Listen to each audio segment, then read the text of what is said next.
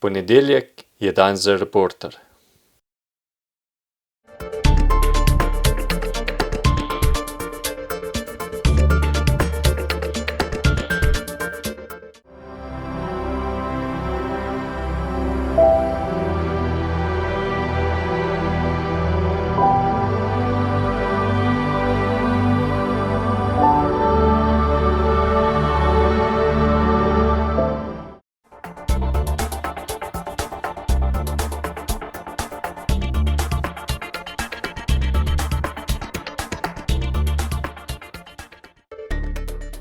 Če ste ljubitelj športa in rekreacije, obiščite trgovino lopari.si v Trbovljah. To je trgovina za vse športne okuse.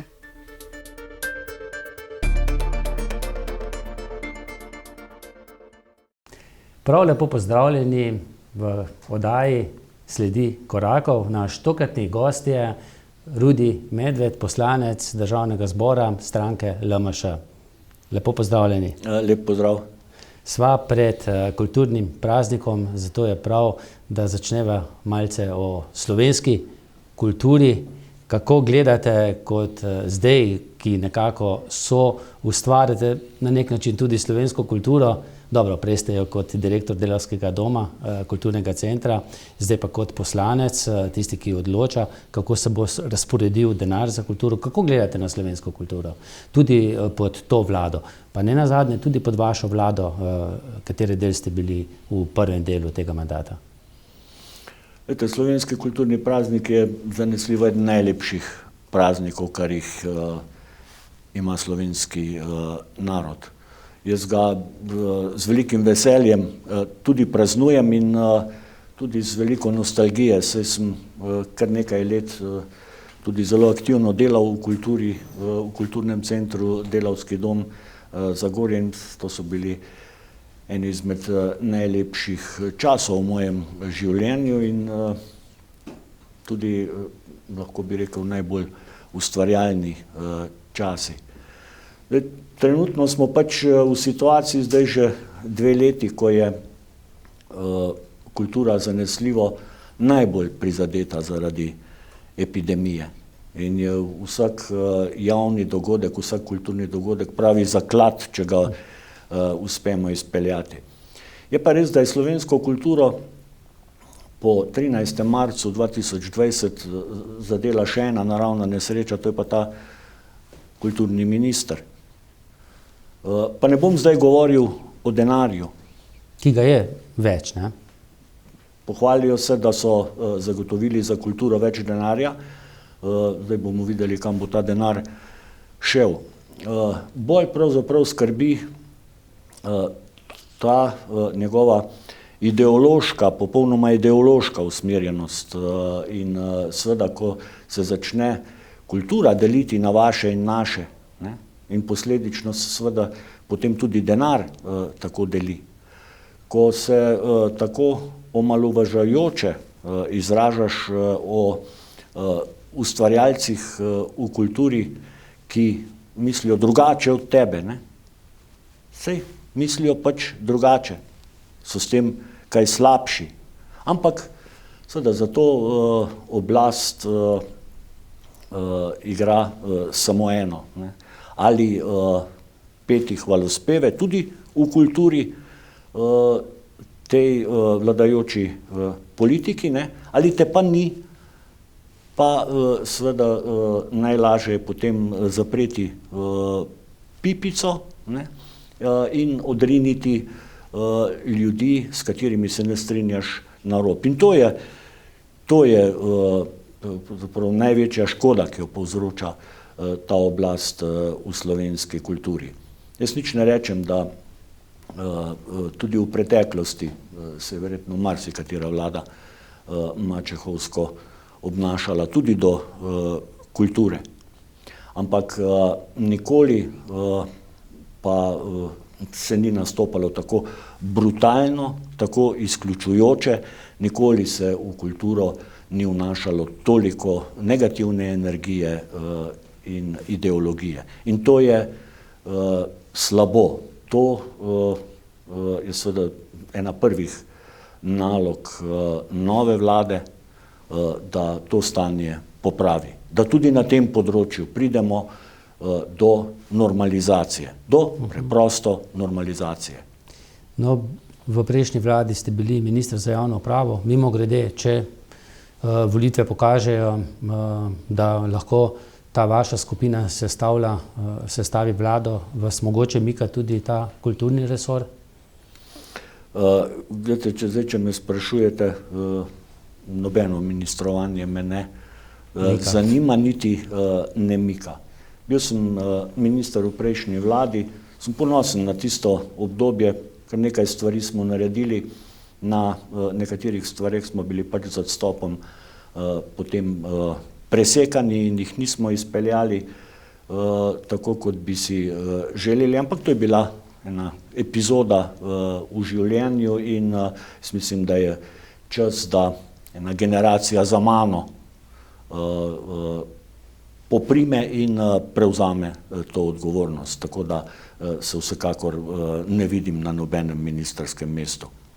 No, ena epizoda v vašem življenju je bila tudi ta pesniška zbirka, ki jo držim v rokah, Okruški večera, pa ostanki spomina, pravzaprav dvojna knjiga, tudi z Goščenko oziroma z CD-jem priloženim. Še kaj ustvarjate pesniško?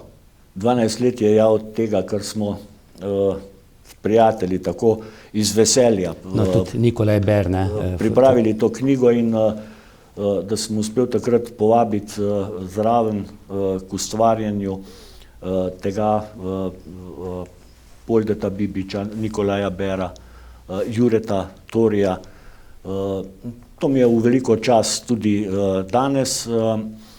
Najbrž se in tudi ta odrski projekt Stihovizije, ki smo ga potem na podlagi tega skupnega sodelovanja postavili in je bil za tiste čase zelo uspešen. To je pač bilo spet neko obdobje. Jaz moram priznati, da tu in tam še napišem kakšno pesem. Ampak verjetno se česa podobnega najbrž ne bom več loteval. To je bil takrat tisti trenutek navdiha, ko smo to pripravili. To je, mislim, da neponovljivo ponovno zbrati vso to energijo, ki je bila takrat ta pozitivna energija, da smo to uspeli ustvariti. Nekaterih pa žal Polde Bibiča ni več, ne? Žal tudi našega dragega prijatelja Poldeta Bibiča ni več. Ostal pa je seveda spomin nam tudi s to knjigo in z njegovimi čudovitimi recitacijami tudi nekaterih pesmi. Zagorju, ne? Tudi za Gorsko dolino, kako je on to doživeto recitiral, tudi posneli smo spot s to njegovo recitacijo v veliko veselje in čast mi seveda še danes, da je takšen človek sodeloval pri tem delu. Zagorska dolina. Tam, kjer planina v nebo se zaorje, tam doli v dolini se koplje Zagorje. Stoletja ga pestuje hribov milina. Rad te imam, Zagorska dolina. Ob vznožju pretaka se Sava igriva in mojemu kraju podobo umiva. Dolini, ujeti med 3 svete gore, zgoditi se hudega nikdar ne more. Zagorski zvonovi so v pesem se ujeli, kot bi klicati domov me želeli. Pojejo pesem vzvišeno odo. Srečen naj pravijo, bom nad usodo. Zagorski zvonovi, le milo zvonite, nežno mi mojo dolino zbudite. Najsrečen bo vsakdo, ki tukaj živi. Življenje razvaja naj vse te ljudi. Prekopal je zemljo knapovski rod, trd kruh so jedli očetje od tod. Trgali zemlji njen črni sodar, iztrgali srca in niso nikdar. Ljudje tukaj doli na glas govorijo, da trpke spomine na smrt preglasijo. Na licih se trda preteklosti mriše, a čas jo počasi in vztrajno zabriše. Zagorski zvonovi so v pesem se ujeli, kot bi klicati domov me želeli. Pojejo pesem, vzvišeno odo, srečen naj pravijo, bom nad usodo. Zagorski zvonovi, le milo zvonite, nalahno mi mojo dolino zbudite. Naj srečen bo vsakdo, ki tukaj živi. Življenje razvaja naj vse te ljudi. No, verjetno bi bilo vsem nam lepše slišati iz ust politikov večkrat kakšno pesem, kakšno lepo poezijo, ne pa kakšne brutalne zapise vrha slovenske politike na kakšnem Twitter računu, tudi kakšen mimohod ministra za kulture, ko sva že ravno v kulturi, vam pa ne bom dal, vam pa že ne bom dal izjav, ali pa bolan sem, ne dajem izjav. Se mi zdi, da padamo, kar se tiče kulture. V politiki pa sploh, pa potem s tem tudi potem narod, ki to bere. Ja, to je ta odnos te oblasti do lastnih državljanov. Se manifestira tudi s tem podcenjevanjem, omalovaževanjem, celo zmerjanjem. In seveda akcija navadno rodi reakcijo, in potem pride do teh dialogov, ki so seveda pod vsako kulturno ravnjo, tako z ene kot z druge strani. Žalostno. Čeprav mislim, da se glede na razprave v parlamentu, ki včasih res tudi padejo pod nivo, to je treba priznati, ampak mislim, da se pravzaprav vse to bistveno preveč dramatizira, da so tudi ekscesi. Jaz sam se trudim seveda, da tudi če sem kritičen, nikoli ne bom žaljiv, tudi do tistega, ki ga želim kritizirati, bom spoštljiv in enako pričakujem tudi od drugih. In jaz moram reči, da jaz nimam te izkušnje in do mene osebno kot poslanca so tudi ostali spoštljivi, ker pač ne operiram z nekim besednjakom, ne žalim, ampak če pa gledam v celoti, ta prepad, ki se je nekako ustvaril med levo in desno stranjo, pogojno rečeno, v Državnem zboru, pa je seveda ta kultura dialoga na zelo nizki ravni. Jaz sem dolga leta spremljal parlament vse od osamosvojitve dalje, tudi kot novinar in urednik, in jaz se spomnim tistih prvih mandatov poslancev, spomnim se te visoke ravni dialoga v Državnem zboru, ne glede na to, da so seveda bili kritični drug do drugega, vendar na nekem visokem spoštljivem nivoju. Žal smo, kjer smo. Zdaj včasih se to pripisuje, da smo pač v nekem čudnem času epidemije. Mislim, da seveda to ne more biti izgovor. Ne more biti epidemija alibi za tako grobo obračunavanje en z drugim, pa tudi seveda za tako grobo obračunavanje oblasti z lastnim narodom. Omenili ste spoštljivost, verjetno ni spoštljivo to, kar se je zgodilo na preiskovalni komisiji, kamor je prišel dvojni doktor Snežič. Tisto, kar se je tam dogajalo, verjetno tudi do poslancev ni bilo spoštljivo, pa do Državnega zbora. Seveda, pa ne samo to, do vseh državljanov to ni bilo spoštljivo. Ki so to spremljali. In jaz vam lahko rečem, da sam vodim preiskovalno komisijo in mislim, da jo vodimo vsi skupaj, ki smo v tej preiskovalni komisiji, ne glede na politično pripadnost, profesionalno, spoštljivo do vseh prič, ki jih vabimo na preiskovalno komisijo, in v primeru, kakršen je bil tak, ki ste ga omenili. Tudi žaljenje vašega poslanca, ne, s poklicom, ne, z izobrazbo. Ne. Jaz vem, da bi kot predsednik preiskovalne komisije po parih minutah takega človeka poslal iz dvorane, ker tam nima kaj iskati, ne, ker je žalitev za državni zbor, da tak človek sploh vstopi v državni zbor. Nima vstopa. Jaz bi ga poslal v trenutku ven, ne, pa je bil pač servilni predsednik te preiskovalne komisije, ki je to dovoljeval. Greva še malce na tisti čas, ko je vlado vodila stranka, vaša stranka, torej ko je bil predsednik vlade Marjan Šarec. Veliko se je v tem času govorilo, da je puško vrgel v koruzo, ko se je na nek način začela epidemija, da se ni nekako upal ali pa želel pa ta koalicija spopasti z vsem tistim, kar prihaja. Pa vendarle se zdi, da je bil takrat v državi na nek način politični mir, kultura na višjem nivoju. Zakaj se je pravzaprav to zgodilo? Pa če zdaj nazaj pogledate, če vam je žal, da je do tega prišlo. Ne nazadnje, zdaj spet tiste stranke, ki ste šle takrat na nek način razen, spet delujete v koaliciji KUL, ne? Lejte, žal ali ne, do tega je preprosto skoraj da moralo priti. In seveda ni res, da je Marjan Šarec odstopil zato, ker bi se skupaj z vlado ustrašil epidemije, ne.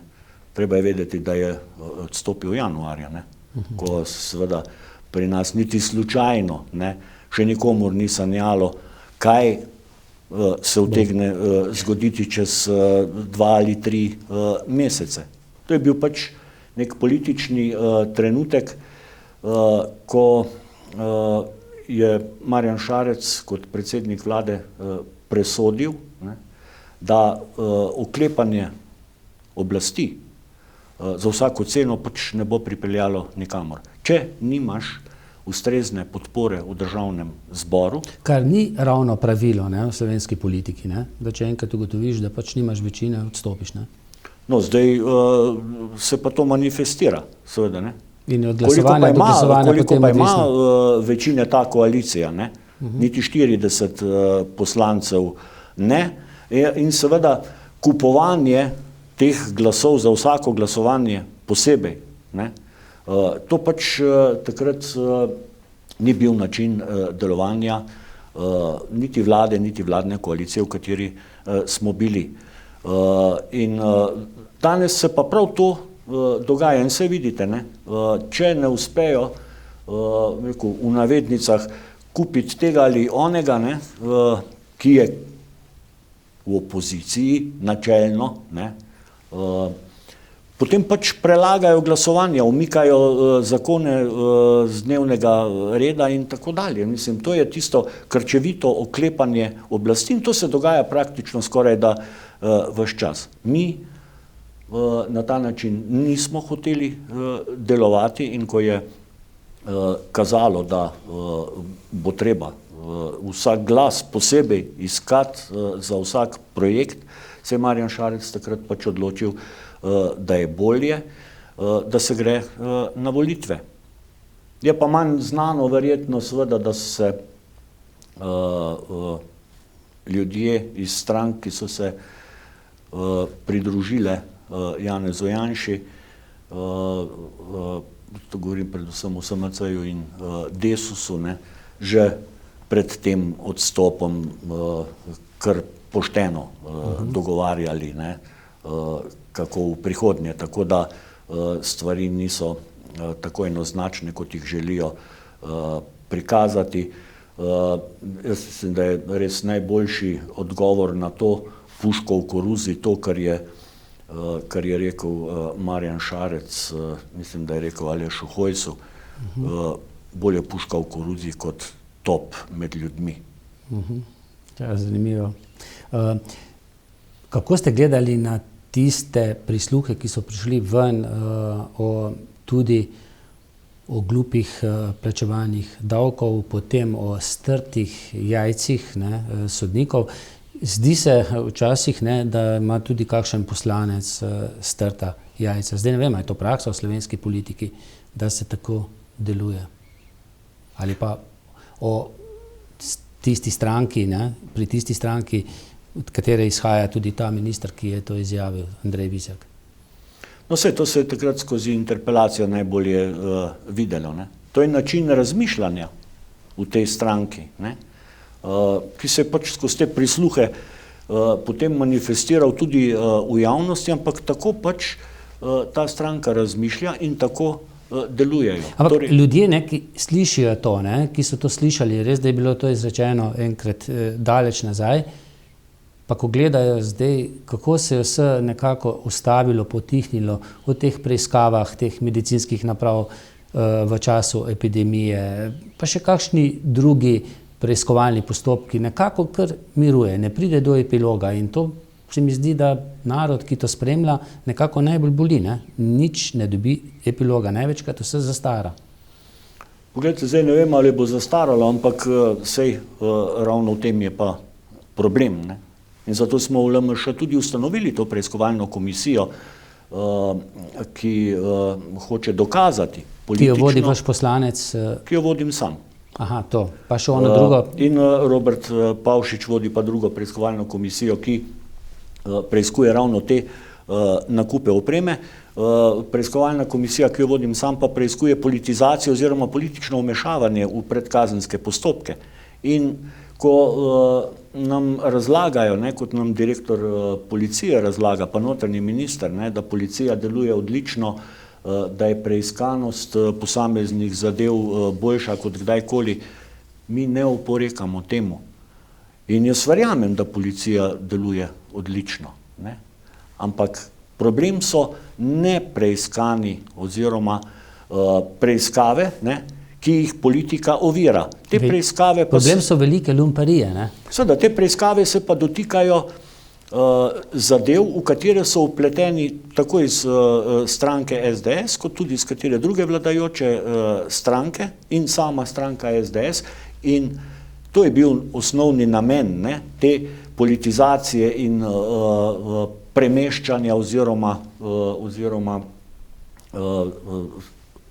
pometanja po policiji na teh profesionalnih delovnih mestih, da se te preiskave upočasnijo, da se ovirajo in potem ni epilogov. In zakaj seveda se nič ne premakne, naprimer v preiskavi, v katero je vpleten tudi gospodarski minister Počivalšek v zvezi s sumljivimi nakupi medicinske opreme. Zakaj? Zaradi tega, ker so sredi preiskave, naprimer, umaknili kriminalista, ki je vodil to preiskavo in ga porinili v neko delovno skupino za migracije, postavili na to mesto prijateljskega kriminalista iz miljeja, ki je blizu ministru Počivalšku, in zadeva stoji. Menda so celo že napisane ovadbe. Pa so v predalih. Prvi policist je pa takrat jadral, in odstopil. Prvi policist je pa takrat, kot pravite, jadral in med tem jadranjem je nenadoma začutil osebni razlog za odstop. Torej na dan, ko so se zgodile te hišne preiskave tudi pri ministru Počivalšku. In ni pojasnil tega tudi pred preiskovalno komisijo, pač govori o osebnem razlogu. Seveda je pa popolnoma jasno, da je moral odstopiti, ker pač ni razumel svoje vloge očitno. Če je bil tja pripeljan najprej zato, ker je politiki obljubil, da bo takoj po nastopu funkcije odstranil z položaja direktorja Nacionalnega preiskovalnega urada in direktorja uprave kriminalistične policije, in je to seveda tudi storil, ne, pa ni razumel svoje vloge pri teh preiskavah in očitno zato, ker teh hišnih preiskav ni uspel preprečiti, ne, je potem začutil ta osebni razlog in odstopil. Vi ste kar zanimivo komentirali tudi ta grozilna pisma poslana nekaterim politikom vladajočih, ki so zdaj kar na nek način vprašljiva, ne? Kaj je bilo sploh v ozadju? No, sej mimogrede, večina jih sploh ni dobila, ne, ker so bili že na pošti ustavljeni, ne? No, seveda, sej kakšen od ministrov, ne, se je hvalil, da je prejel pismo, ne, ampak z nabojem, ne, kolikor je znano, so ta pisma obstala na pošti, ne. Kaj je pravzaprav v ozadju? Seveda je to vse obsodbe vredno, komurkoli, ne. Verjetno kakšno tudi vi dobite, ne? Zdaj, jaz moram reči, da ne. Ne. Da ne. In tudi so mi napovedovali, da bom morda zaradi tega, ker sem prevzel vodenje te preiskovalne komisije, ki je relativno občutljiva zadeva, ne. In ima tudi dolgo ime, ne? Zelo dolgo, ja. O ugotavljanju morebitne politične odgovornosti nosilcev javnih funkcij zaradi suma nedopustnega političnega vmešavanja v delo policije in političnega vplivanja na, da še obrnem, na potek oziroma izid predkazenskih in drugih postopkov, ne, dolgo.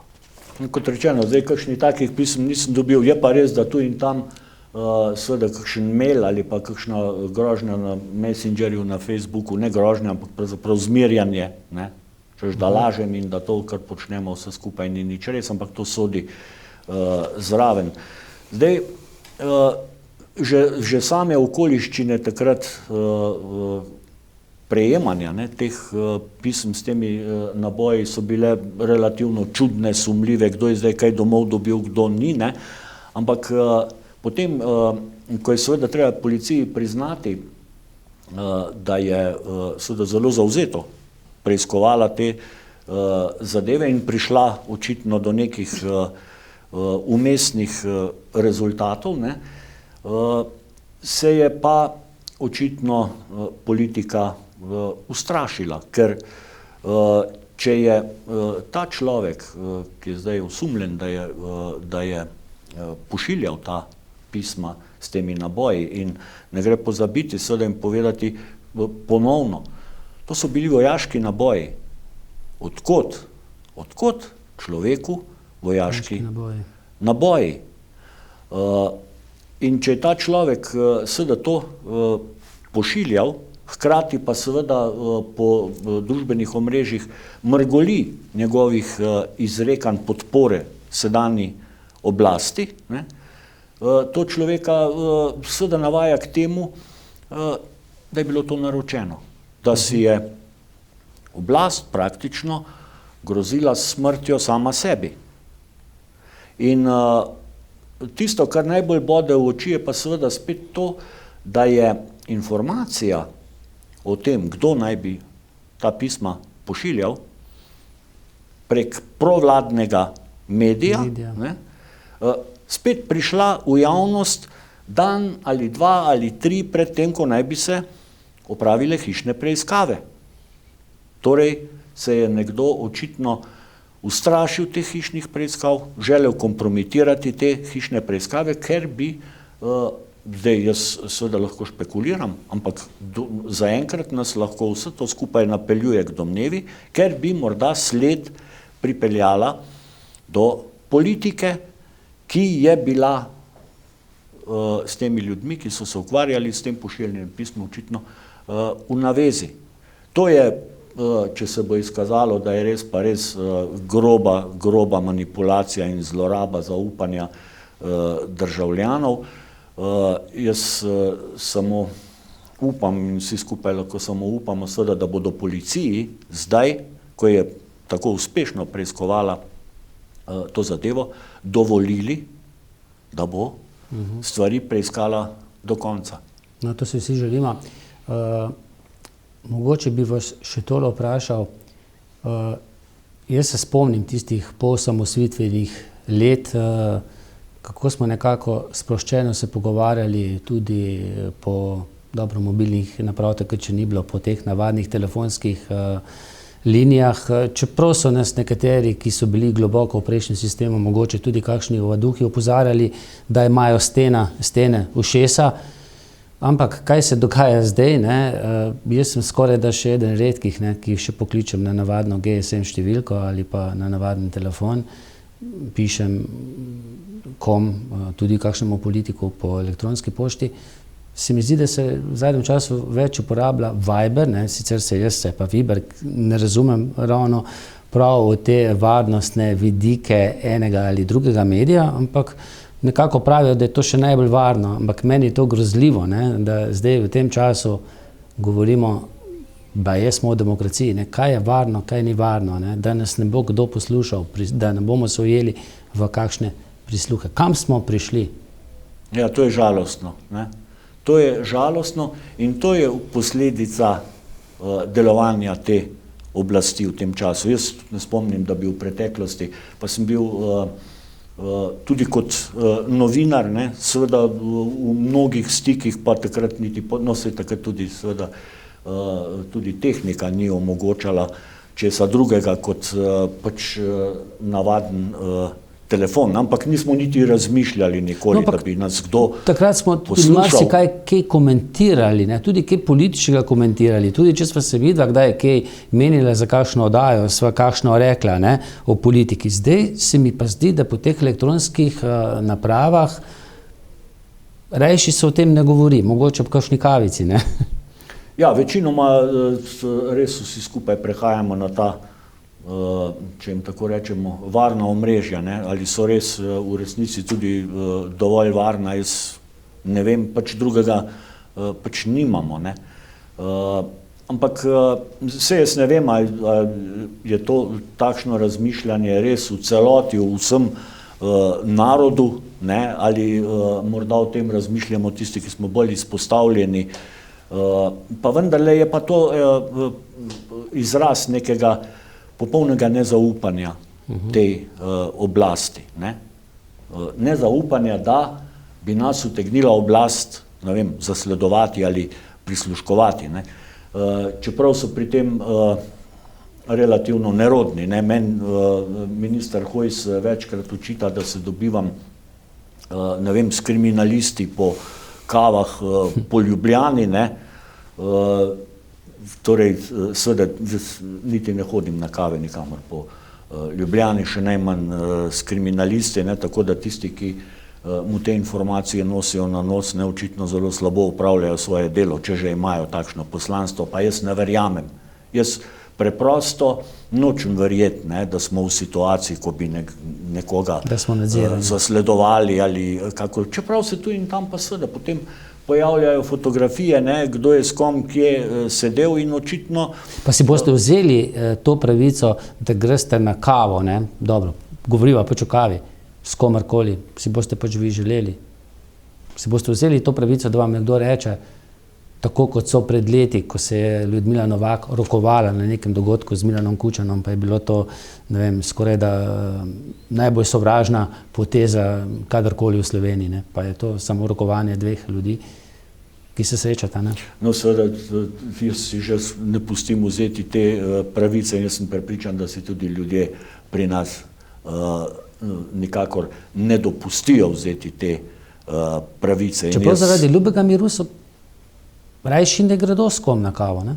Ja, morda tudi take situacije morda so, da mu ne bi morda škodilo v življenju ali v karieri ali kakorkoli, ne. To je žalostno, no, da smo prišli do te faze sploh, ne, da se na tak način razmišlja. Jaz nimam nobenih težav z rokovanjem, s komerkoli, dobro, v tej situaciji pandemični pravzaprav ja, ne, ampak ne zaradi politike, ampak zaradi virusa in nimam nobenih težav v komunikaciji s popolnoma drugače mislečimi, kot sam razmišljam in sedaj mislim, da tudi drugi ne z mano. Preprosto zato, ker želim biti v življenju spoštljiv do vsakogar pa naj razmišlja kakorkoli, vso pravico ima, tako kot se imam jaz vso pravico ne strinjati z njim. No, dolga leta ste delovali v medijih, ne? Da je tako, more biti krivi tudi nekateri mediji, ki zame pravzaprav niso mediji, ki so bolj strankarska trobila, ki ravno na to vrstno kofetkanje, recimo, ne, prežijo na vsakem koraku in potem iz tega naredijo ne vem kakšno zgodbo. Kakšen je vaš vtis v medijih? Zdaj, če poslušamo tudi vladajoče, če lahko rečemo vladajoče, vladi naklonjene novinarje, ki rečejo, še vedno je 80% medijev v rokah tranzicijske levice. Kakšen je vaš pogled? Je dejansko to res, glede na vse to, kar se je dogajalo z nacionalno televizijo, ne državno, nacionalno, ne, javno RTV, potem z STA-jem, Siolom, Planet TV-jem, še nekaterimi drugimi mediji? Ja, zdaj, kar zadeva nekatere medije, ne, ki to niso, ne, za mene kakšna televizija, ki je strankarsko trobilo, to pač ne more biti medij. Ne. Ostalo je pa seveda ta sprevržen odnos do medijskega prostora, ki ga ta vladajoča politika na vsak način hoče deliti na levega in desnega. Ne. Jaz ne pristajam na tezo, to, kar se na primer zdaj dogaja na nacionalni televiziji, ne, bomo pa uravnotežili tako, ne, da bomo imeli pa malo desno oddajo, pa malo levo oddajo. Ne. Na javni televiziji tega pač ne more biti. In jaz nočem gledati, ne vem, desnega utripa, pa potem naslednjo soboto levega utripa, da si bom, ne vem, ustvaril neko mnenje o trenutni situaciji. Nacionalna televizija, ne, mora pač biti sposobna, ne, to sliko ustvariti dovolj profesionalno in uravnoteženo, ne s tem, da bo novinarje delila na leve in desne.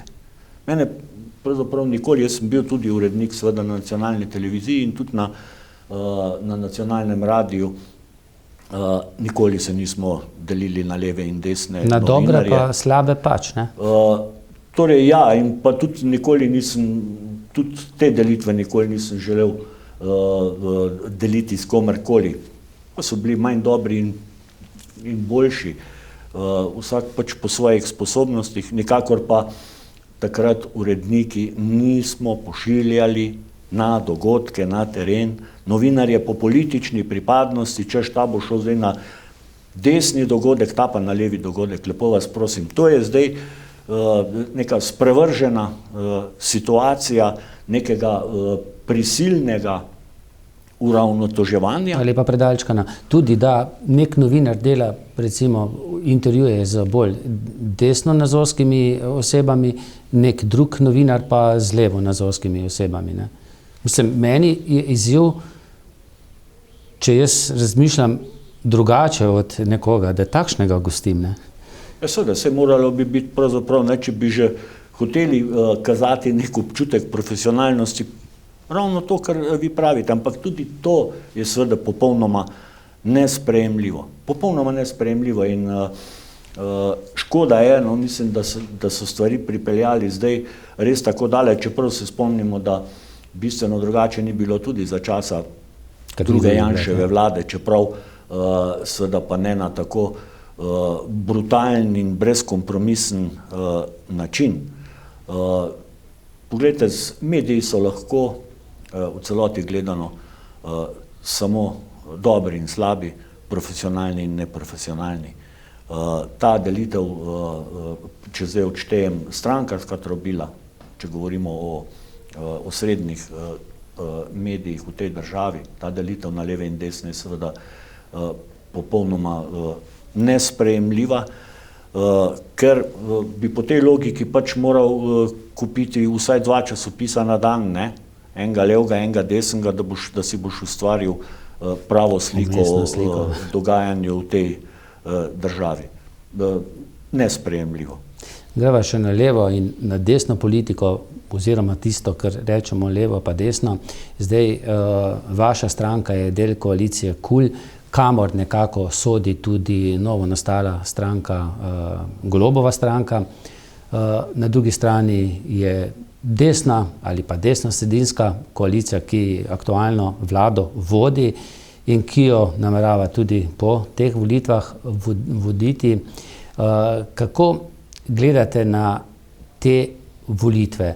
Bodo vsi bomboni in bombončki, ki so bili razdeljeni v tem epidemičnem času, novi vladi, katerakoli pač že bo, pomagali ali zelo, zelo otežili vladanje?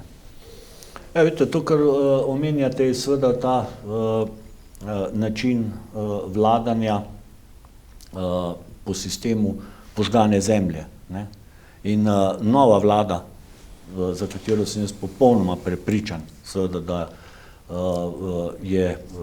v njej ne bo strank, ki so trenutno na oblasti, ne, se bo prvo sekundo soočila z izjemnim problemom v tej državi, ko ne bo denarja za vse to, kar se zdaj v bistvu po eni strani deli, po drugi strani se sprejema zakonodaja na zalogo, kar naj bi se seveda potem zapravljalo še tudi leta in leta, in v to situacijo bo prišla neka nova vlada, ki bo imela vrh vsega za vratom takoj tudi cel javni sektor, ker se že vidi požar v javnem sektorju, so že zanetili.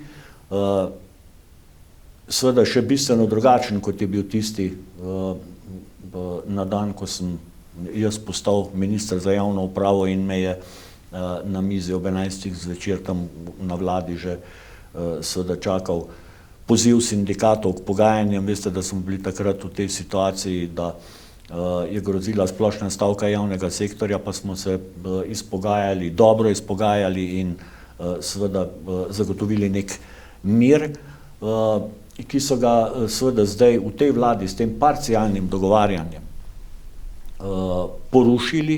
porušili do te mere, seveda, da se bo to razplamtelo v požar. In nova vlada bo prišla praktično, kar zadeva po eni strani pritiske na zviševanje plač, po drugi strani pa na enormno luknjo v državnem proračunu, v popolnoma nemogoče razmere. In taktika sedanje oblasti, ki očitno ugotavlja iz dneva v dan bolj, da se ne bo uspela obdržati na oblasti tudi po prihodnjih volitvah, je seveda zakuhati čim slabšo situacijo novi vladi, ker bo potem seveda v opoziciji to spet orožje za nabijanje po novi vladi. In čakanje na priložnost, da spet po letu pa pol ali pa po 2 letih prevzame znova vajeti in znova vlada. Veste, mi smo se v tej koaliciji, ki sicer se popularno imenuje KUL, jaz si raje rečem, da je to pač demokratična opozicija teh 4 strank. Mi smo se v tistem času, ko smo bili v koaliciji in vodili vlado, tudi marsičesa naučili. In zdaj praksa kaže, da zelo dobro znamo sodelovati pri mnogih projektih v parlamentu. Ali bo se okrog te združbe pokazalo, da je pripravljena sodelovati tudi kakšna druga stranka z vrednotami, kakršne delimo sami, je seveda to dobra novica za Slovenijo in mislim, da glede na izkušnje našega časa in pa seveda predvsem glede na to, kar doživljamo ti 2 leti zdaj, je zagotovo, da bo nova vlada predvsem normalizirala stanje v tej državi, povrnila zaupanje povrnila zaupanje tako v institucije te države, kot v politiko in tudi zaupanje med ljudmi, da seveda ne bomo gledali za okopov, kdo je lev, kdo je desen, ampak da predvsem izpeljemo neke projekte, ki so zdaj seveda zastali, pa so nujno potrebni, ker nenazadnje v vsej tej 30-letni zgodovini Slovenije nam nikoli ni šlo zelo slabo, ne? Je pa res, da nikoli, ampak res nikoli, še nismo imeli situacije, kjer bi pravzaprav vladajoča politika izključila praktično vse institucije v tej državi, jim popolnoma okrnila neodvisnost, izključila iz vsega nevladne organizacije, seveda tisto, kar je najpomembneje, izključila vse, ki mislijo drugače. In v tej državi si upam trditi, da je mnogo, mnogo ljudi, seveda mnogo več takšnih, ki mislijo drugače od te oblasti, kot tistih, ki jo podpirajo. No, prej ste omenili, ko sem vam prisluhnil, ko ste govorili o koaliciji KUL oziroma demokratični opoziciji, da imate zdaj nekaj več izkušenj, ampak novi igralec na političnem prizorišču, čeprav ni čisto novi, ampak stranka pa je nova, torej Golobova stranka, pa teh izkušenj nima, ne? In ravno to sem prej govoril, ne? Da ravno zaradi tega lahko potem predčasno takšna koalicija, ki bi sestavljala vlado o teh težkih časih, potem razpade in priložnost dobi nekdo, ki bo verjetno čakal v opoziciji na svojo priložnost. Poglejte, zdaj seveda najprej moramo počakati na volitve, da vidimo pravzaprav kakšni bodo izidi teh volitev.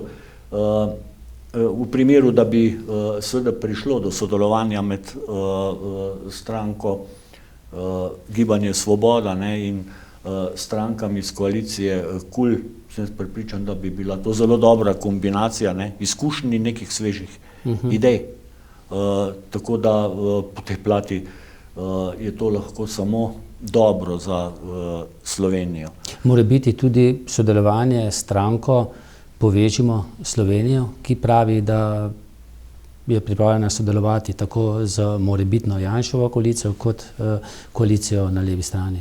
No, to pa sva že v bistvu bolj na polju nekih špekulacij in ugibanj. Jaz mislim, da je seveda ta strank oziroma to združenje, ne, Povežimo Slovenijo, strank, ja. Sicer poskus pridobiti nekaj glasov v podporo stranke SDS v primeru, da bi morda sestavljali vlado, da je to edini cilj tega združenja. Veste, to je tako, kot bi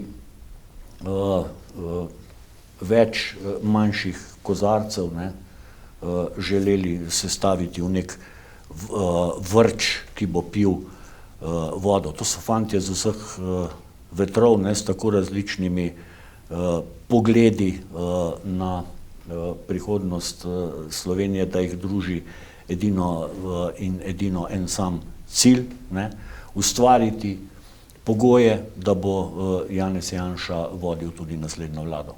Pa se vam ne zdi, da so tudi zelo različni pogledi med vašo stranko, pa na drugi strani stranko Levice, ali pa med Levico, pa med Golobovo stranko? Glejte, seveda imamo tudi različne poglede, zato pa tudi imamo seveda vsak svoj program. In jaz moram reči, da LMŠ je dozorela kot stranka z jasnim programom, z eno močno ekipo v parlamentu, z dobro bazo po vsej Sloveniji. In mi govorimo danes po 4 letih, ne, enako kot smo govorili ob vstopanju v ta parlament. Mi se nismo obračali po vetru, probleme vidimo, sodelovanje je absolutno možno zaradi vrednot, ki jih zasledujemo. In če govorimo o spoštljivosti, o utrjevanju pravne države, ne, potem smo stranke, o katerih vi govorite, pač na istem bregu in tukaj zasledujemo isti cilj. Da pa so seveda v pogledih na posamezne stvari konceptualno te stranke tudi različne, je pa popolnoma normalno, ampak pogledajte, vse po svetu so ponekod tudi zelo raznorodne koalicije, ne, pa funkcionirajo. No, mogoče nisva omenila še eno težavo, pred katero bo postavljena tudi nova koalicija, seveda, če ne bo prišla iz bazena zdajšnje vlade, to je ta kadrovska smetana, ki je zdaj nameščena politična, ne, po mnogih javnih državnih firmah. To verjetno ni kar tako, ne? Je težava. Ja, vsekakor je. Vsaka vlada kadruje, ne? Vsekakor je težava. Ja, seveda do neke mere vsaka vlada kadruje, ampak tisti števec, kadrovski števec, ne, ki so nam ga inštalirali v opoziciji, ko smo mi vodili vlado, ne, so potem, ko so sami prevzeli vlado, tudi zelo hitro umaknili, ne, ker tle gre vendarle za kadrovanje, ki se meri v tisočih in tisočih. In veste, v čem je glavni problem, je ta negativna kadrovska selekcija v smislu, da je seveda pomembno izključno, da ima človek strankarsko izkaznico ali pa da se je seveda izpričal kot zaprisežen, lojalen privrženec vladajoče politike, ne, in da ima to vse prednost pred strokovnimi in vsakršnimi drugimi referencami in pred osebnostno integriteto ljudi. To je glavni problem. Ni seveda toliko problem, da so določene kadrovske poteze tudi bile. Vselej in povsod je seveda se ljudem iztekajo mandati, pa prihajajo novi. No, tukaj v glavnem seveda nobenemu nikjer praktično mandat niti ni mogel izteči, ne, ker ko so prišli na oblast, so šli in še gredo seveda vse vprek, ne glede na mandate, ne glede na zakonodajo. Tu se krši tudi zakonodaja, tu se kršijo karierni sistemi, naprimer v policiji je že tudi tako, ne. In da se pravzaprav vse povsod gleda skozi ideologijo vladajoče politike in da smo v situaciji, ne, vaši, naši. To je zanesljivo problem, ki ga bo treba seveda, če govorimo o normalizaciji po volitvah, tudi ustrezno nasloviti. Veva, kam teče reka Sava, ne? Podjetje Sava pa se zdi, da teče proti Madžarski. Se ta vlak lahko ustavi, po vašem? Ga je potrebno ustaviti? Jaz v tej situaciji mislim, da ga je vsekakor potrebno ustaviti. In seveda, da je to, k čemur se zdaj zateka gospodarski minister in somišljeniki v tej vladi, ne, kako je to podjetje, kako je ta skupina Sava, ne, popolnoma zavožena, ne, da se nič ne investira, da bo vse skupaj propadlo. To so zdaj, pravzaprav podatki kažejo, da to sploh ni res, da se je v tem času ogromno investiralo. Pa mimogrede, od takrat, ko so prišli vavčerji, ne, so se tudi storitve tudi bistveno podražile, ne? Tudi podražile, seveda, in tudi, mislim, da to bomo čutili potem, ko bo zmanjkalo vavčerjev, ne? Ampak v celoti gledano so v času epidemije v tej skupini dobro delali, ne, in imajo dobre rezultate in jaz ne vem, zakaj bi seveda zdaj bilo treba to prodajati spet nekemu skladu, ne, in to madžarskemu, ki ima pač žal zaradi vsega dogajanja v teh 2 letih negativno konotacijo. Ne.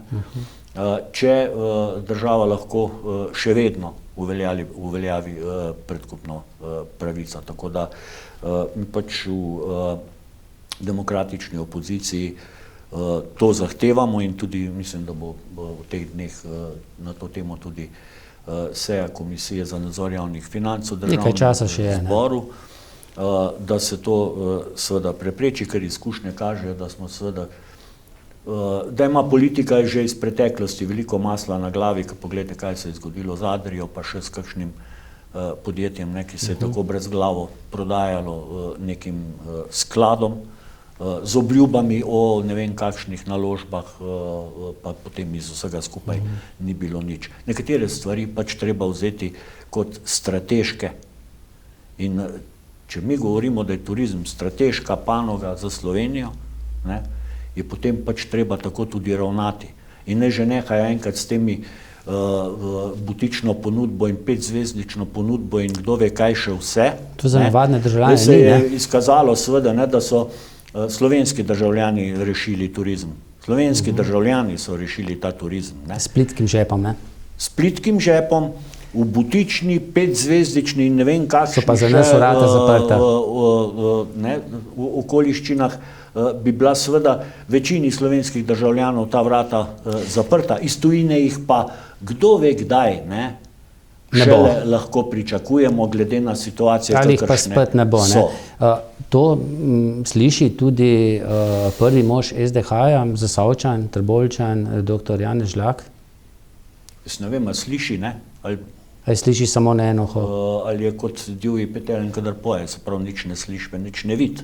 No, upajmo, da sliši. Ali mu bo dovoljeno, ne, je pa spet, ali mu bo dovoljeno, politika.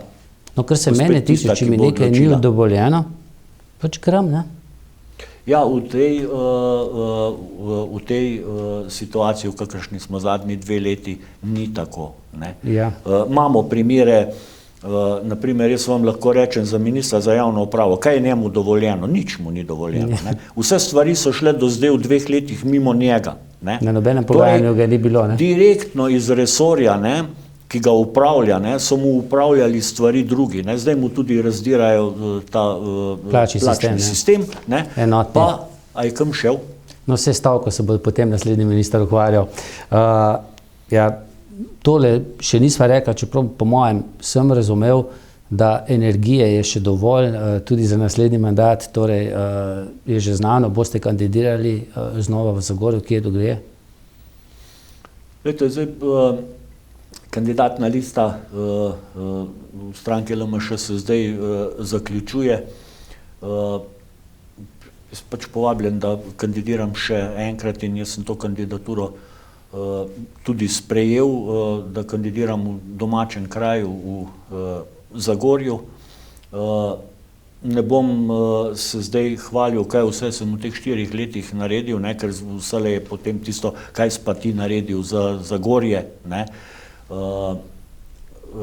Lejte, jaz sem šel z nekim dobrim namenom v politiko in nekaj sem tudi dosegel, naprimer zakon o finančni razbremenitvi občin, ne, ki je prinesel tudi Zagorju veliko dobrega, ne, v proračun. Sem si jaz izmislil in smo ga seveda na mojo iniciativo na ministrstvu takrat tudi napisali, se dogovorili z vsemi deležniki in pač presekani smo bili s tem odstopom in ga je potem v parlament prinesla ta vlada, ne, vendar je dobil izjemno veliko podporo, eno največjih med vsemi zakoni, verjetno, kar jih je bilo v parlamentu in o stvareh, ki sem jih morda še vmes naredil za Zagorje, javno ne bom govoril, tisti, ki vedo, kaj sem naredil, vedo. Vsekakor pa ne bom tako, kot je naprimer poslanec prejšnjega sklica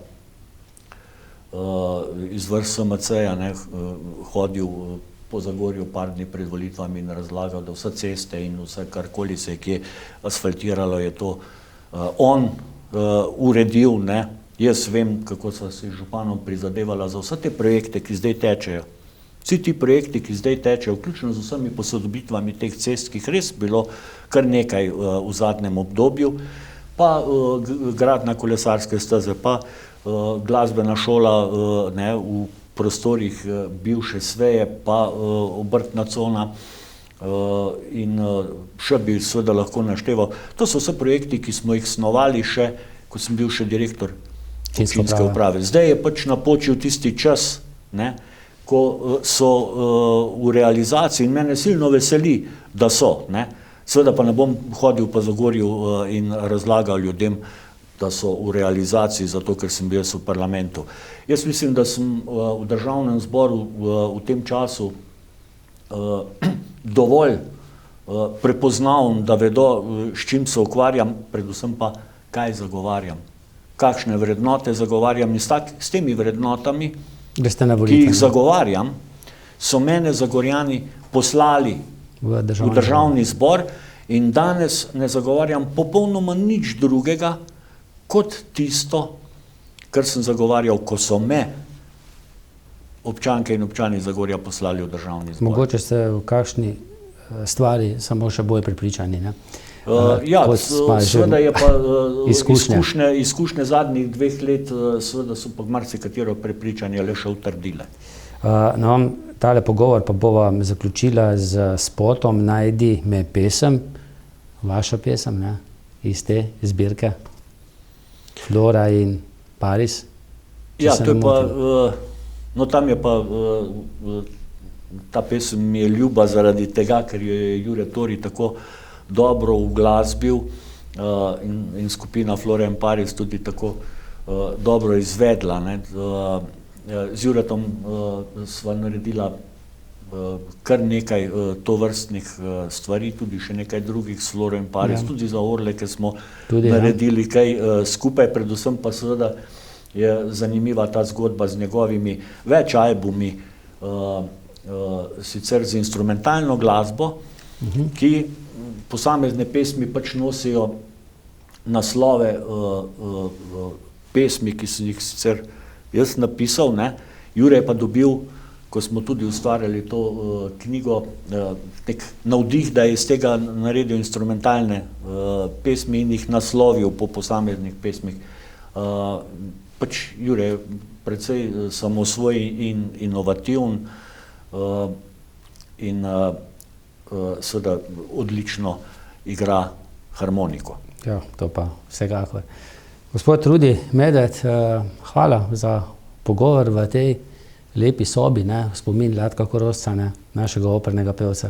Hvala za povabilo in jaz moram reči, da pa ne, da bi se hvalil, ne, tudi ta spominska soba je plod nekega zanesenjaškega dela ene ekipe, ki smo bili takrat v kulturnem življenju v Zagorju in smo to skromno spominsko sobo v tej zgradbi, eni najstarejših v Zagorju, ne, tudi postavili, tako da se vselej rad vračam v ta prostor. Jaz pa tudi rad snemam v kakšnih starih stavbah, ne, ki imajo, kako rečejo, patino, ne. Hvala. Hvala tudi vam. Hvala pa tudi vam za pozornost. Še naprej navijajte za naše Olimpijce in srečno.